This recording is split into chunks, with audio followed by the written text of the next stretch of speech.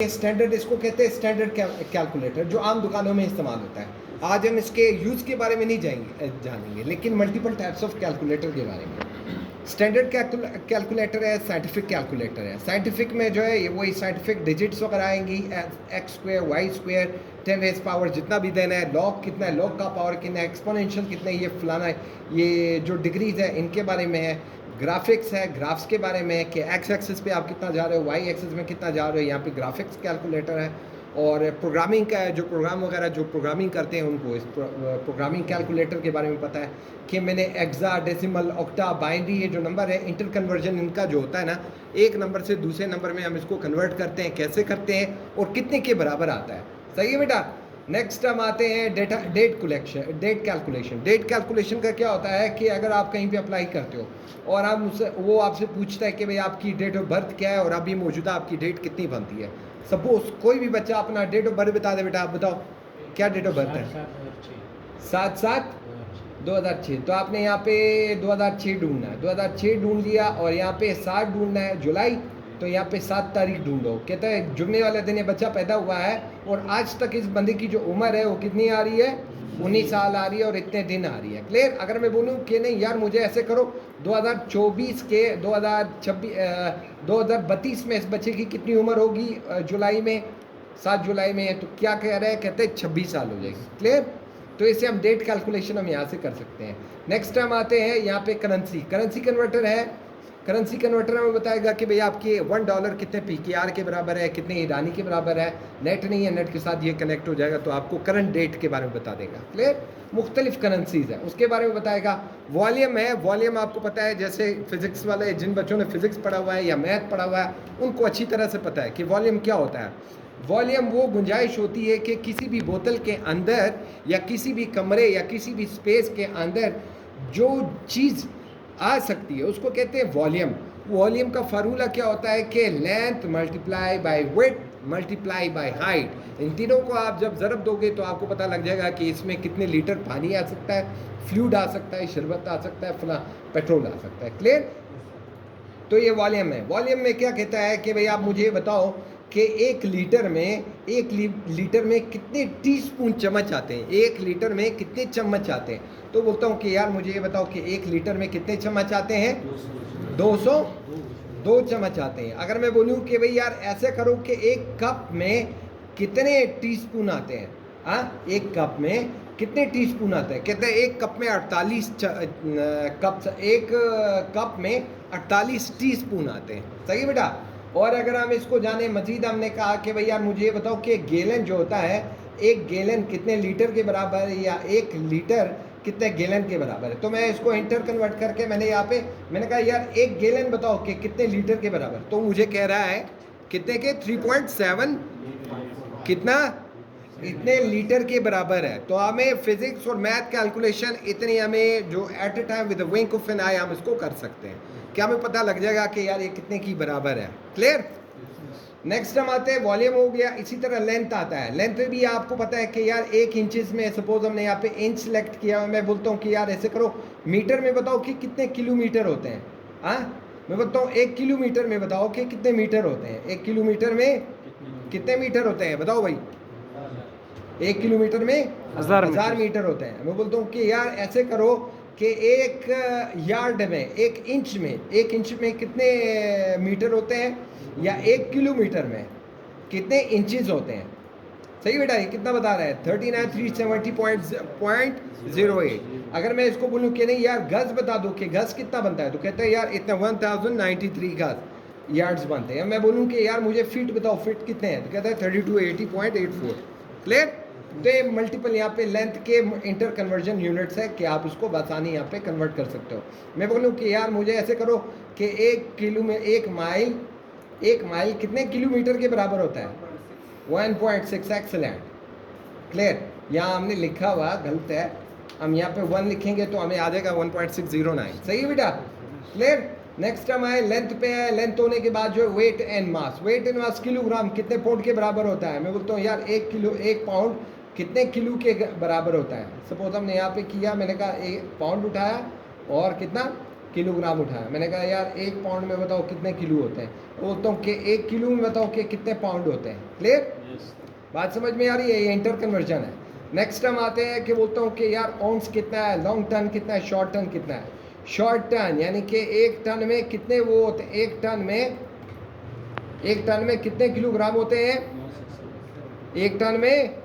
ये यूएस है 907, ये यूएस का। अगर हम बोले कि भाई यार यूएस नहीं, मुझे यूके का टन बताओ, कहते हैं 0.8892 वर्ल्ड। जो 1 टन होता है, शॉर्ट टन जो होता है इतने लॉन्ग टन के बराबर होता है। मैं बोलता हूँ कि नहीं यार मुझे ये लॉन्ग टन बता दो कितने किलो होते हैं इसमें, तो 1016 होते हैं। तो यूके का जो टन होता है ना वो कंपेरेटिवली यूएस टन से ज़्यादा होता है। क्लियर? इसी तरह टेम्परेचर है, temperature Celsius, Fahrenheit and kelvin. तो हम कहें कि भैया मुझे सेल्सियस को कितना जो ह्यूमन टेम्परेचर होता है कितना होता है 37 डिग्री कितनी 36.6 हम कहते हैं कि भाई यार इतना फ़ारेनहाइट होगा तो इस बंदे को बुखार नहीं होगा। क्लियर? अब अगर मैं बोलूँ कि नहीं यार उसको केल्विन में करो तो कितना होगा, कहता है 309 अगर केल्विन होगा तो इस बंदे को बुखार नहीं है, नॉर्मल टेम्परेचर है। क्लियर? अगर मैं बोलूँ कि नहीं यार अंडर टेम्परेचर बताओ कि जिस पे पानी उबल रहा होता है वो बता दो कि कितना केल्विन के बराबर है, 373। और अगर बोलूँ कि फ़ारेनहाइट के बराबर बताओ कितना होता है 212। सही है? इसी तरह टेम्परेचर के बाद जो एनर्जी आते हैं, एनर्जी में जोल्स है, जोल्स, किलो जोल, इलेक्ट्रोवाट्स, BTUs British thermal unit, kilowatts, food calories के फूड कैलोरी मुझे बताओ कि भाई यार एक फूड कैलोरी कितने फुट पाउंड या BTU के बराबर होता है। सही है? 3.9 यानी कि एक फूड कैलोरी में जो होता है 3.9 BTU ब्रिटिश थर्मल यूनिट्स होते हैं। जब आप हर एक यूनिट्स के बेसिक डेफिनेशन के बारे में पढ़ोगे, फिजिक्स के बारे में पढ़ोगे, तो आपको मज़ीद अच्छा वाज़े पता लग जाएगा कि यार ये BTU बेसिकली किस चीज़ के लिए स्टैंड करता है, BTU बेसिकली होता क्या है, और कितने 1 ग्राम ऑफ पानी को कितना हीट दिया जाए कि जिससे एक टेम्परेचर राइज हो जाता है और उसमें एनर्जी आ जाती है। तो ये मुख्तलिफ यूनिट्स है, जब आप इसके बारे में पढ़ेंगे आपको मज़ीद समझ में आ जाएगा। एरिया है सेम, यहाँ पे एरिया यहाँ पे आते हैं कि हमने एक फीट स्क्वायर है, फीट स्क्वायर, 1 फीट स्क्वायर जो होता है कि कितने स्क्वायर इंच के बराबर है।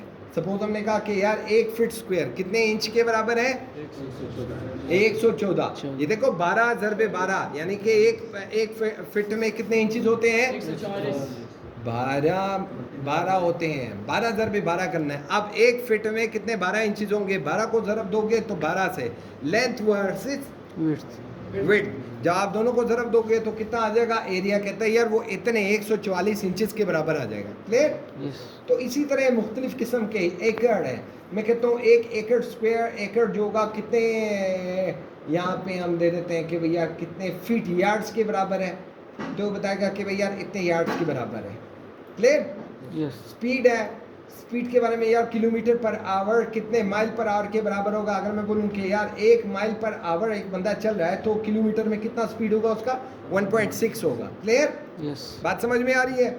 इसी तरह बोले कि भाई यार 1 नॉट या 1 मैच 1 माइल पर सेकेंड, ये 1 माइल फीट पर सेकेंड कितने माइल पर आवर्स के बराबर होगा। तो ये आपको ये बता रहे हैं कि भाई यार एक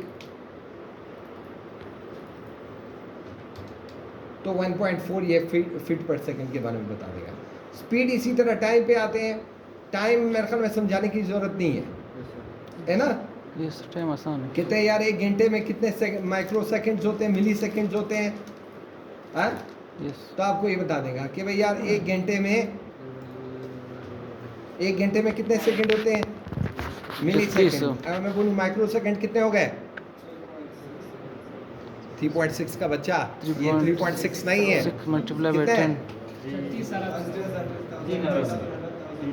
साइंटिफिक रोटेशन आप स्पीड वो लगा दो। सही बेटा। अच्छा पावर है, पावर बेसिकली किसको बोलते हैं, पावर डेफिनेशन बता दो बेटा, कौन बताएगा फिजिक्स वाला? Power is unit of watt.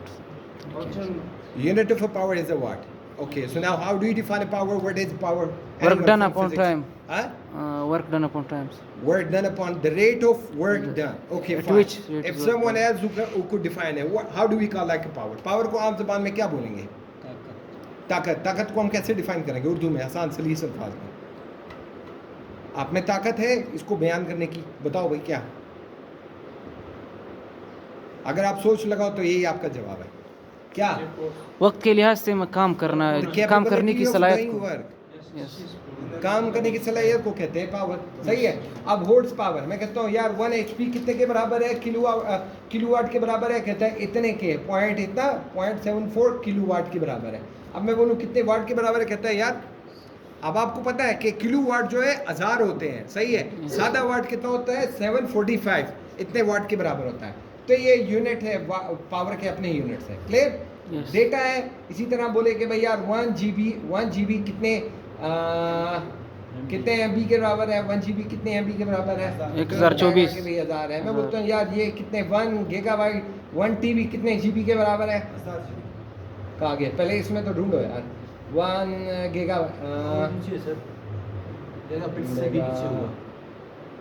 Gigabyte कितने हैं, किधर है, टेराबाइट। हाँ भाई कितने के बराबर है, 0.0 कितना है, 8000। तो इसी तरह मुख्तलिफ यूनिट्स है डेटा कैलकुलेशन का। प्रेशर है, प्रेशर किस चीज़ में हम वो करते हैं, यूनिवर्सल प्रेशर कितना होता है, यूनिवर्सल प्रेशर हवा का एटमॉस्फेरिक प्रेशर कितना होता है, 760 कितने है सर। चलो हम बोलते हैं कि भाई यार मुझे बार को जो है, बार को हमने किस में, एटमॉस्फेरिक प्रेशर में कन्वर्ट करना है, एटमॉस्फेयर में, बार्स में, किलो पास्कल में या मिलीमीटर मरकरी पास्कल में। तो बोलता हूँ यार एक बार बताओ कितने पास्कल के बराबर होता है, कहता है यार कितने पास्कल के बराबर। ये मुख्तलिफ इंटर कन्वर्जन यूनिट्स है। आप 1 बाय 1 अगर आप इसको स्टडी करोगे आपको मज़ीद पता लग जाएगा, एक्सप्लोर कर पाओगे कि यार इसमें ये चीज़ें आती है। इसी तरह एंगल पे आते हैं, एंगल, डिग्री, रेडियन और ग्रेडियन। सही है बेटा। 1 डिग्री कितने रेडियन के बराबर है, कहता है इतना। मैं बोलता हूँ यार कितने ग्रेडियन के बराबर है, कहता है 1.1 के बराबर है। सही है बेटा। अब अगर मैं बोलूँ कि नहीं यार 1 रेडियन कितने ग्रेडियन के बराबर है, 60 डिग्री। और मैं बोलूँ डिग्री के कितने, तो कहता है 50 सेंस। क्लियर। आज के लिए यहाँ पे क्लोज करते हैं। क्लियर। तो इंशाल्लाह अपनी रिवीजन करनी है, नोट्स बनाना।